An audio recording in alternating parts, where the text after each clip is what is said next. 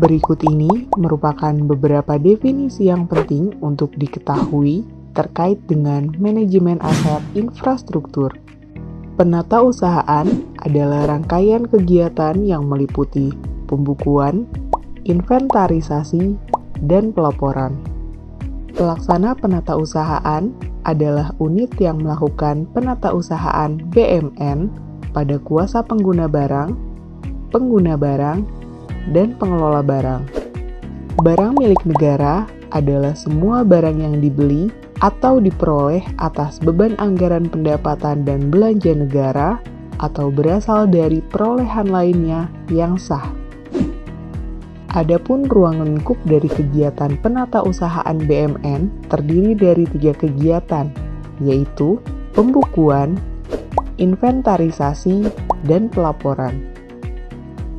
Kemudian, objek utama penatausahaan BMN terdiri dari: pertama, semua barang yang dibeli atau diperoleh atas beban anggaran pendapatan dan belanja negara.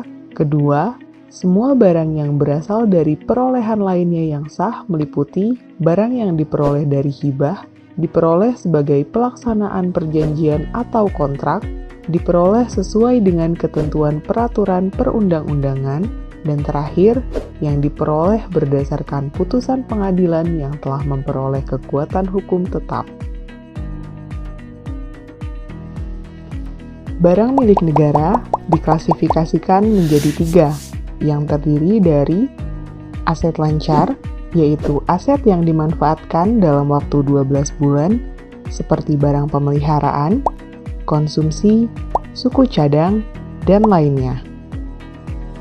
Kedua, aset tetap, yaitu aset yang mempunyai masa manfaat lebih dari 12 bulan untuk digunakan, seperti tanah, bangunan, jalan, dan lainnya. Aset lainnya, yaitu aset tetap yang tidak digunakan untuk keperluan operasional pemerintah, seperti kerjasama kemitraan, aset tak berwujud, dan lainnya.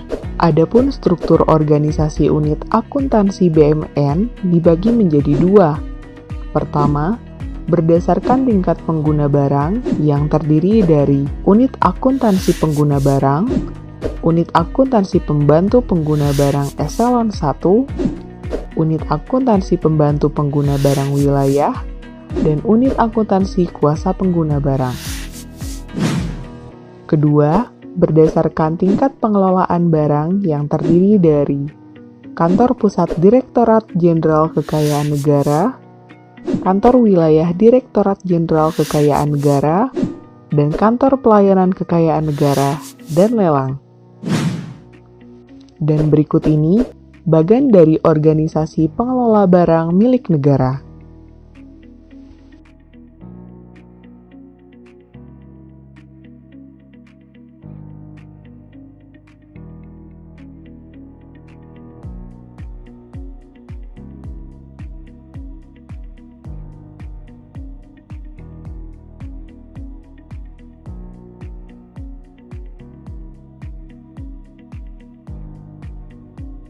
Materi selanjutnya tentang SIMAK BMN. Apakah itu? SIMAK BMN merupakan subsistem dari sistem akuntansi instansi selain sistem akuntansi keuangan yang disajikan untuk meningkatkan pemahaman serta kontrol yang sistematis. Berikut ini merupakan gambaran transaksi perolehan konstruksi dalam pengerjaan atau KDP dalam aplikasi SIMAK BMN. Saldo awal KDP pada menu tersebut merupakan transaksi KDP menampilkan data posisi saldo KDP pada akhir tahun anggaran sebelum karena proses penyelesaian KDP belum tuntas.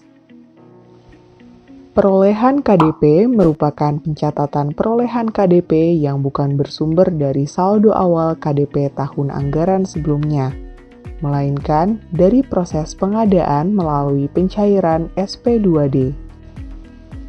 Transfer masuk KDP merupakan transaksi perolehan KDP bersumber dari unit UAKPB lain dalam satu UAPB. Hibah masuk KDP merupakan transaksi perolehan KDP bersumber dari pihak di luar kementerian atau lembaga. Pengembangan KDP merupakan pencatatan perolehan KDP setelah saldo awal dan perolehan KDP melalui pencairan SP2D termin kedua dan seterusnya sampai proses konstruksi diserah terimakan kepada pemberi pekerjaan. Koreksi perubahan nilai KDP merupakan fasilitas aplikasi untuk melakukan perubahan nilai KDP atas pencatatan sebelumnya, sehingga histori pencatatan KDP dapat dimonitoring dari awal sampai akhir proses penyelesaian KDP. Transfer kedua KDP merupakan pemberian KDP kepada unit UAKPB lainnya dalam unit UAPB yang sama. Hibah keluar KDP merupakan pemberian KDP kepada pihak ketiga. Penghapusan atau penghentian KDP.